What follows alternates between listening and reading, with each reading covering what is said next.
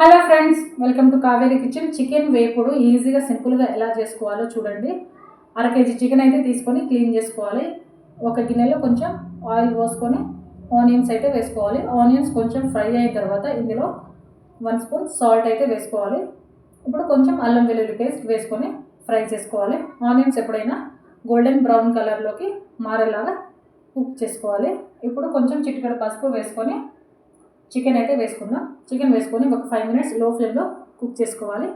ఇప్పుడు pepper powder, garam masala, ధనియా powder వేసుకొని కలుపుకోవాలి. ఇందులో నేను చికెన్ మసాలా యాడ్ చేయట్లే. 5 మినిట్స్ కుక్ చేసుకోవాలి లో ఫ్లేమ్లో. ఇప్పుడు పైనుంచి పచ్చిమిర్చి అయితే వేసేద్దాం. కొంచెం కరివేపాకు వేసుకొని కుక్ చేసుకోవాలి ఒక 2 మినిట్స్ లో ఫ్లేమ్లో. ఇప్పుడు కొంచెం కారం వేసుకొని ఒక 5 మినిట్స్ కుక్ చేసుకొని కొత్తిమీర జల్లుకొని దింపుకోవాలి. అంతే, వేడి వేడి చికెన్ ఫ్రై రెడీ అయింది ఫ్రెండ్స్. ప్లీజ్ వీడియో మీకు నచ్చితే లైక్ చేయండి, కామెంట్ చేయండి. Okay, bye.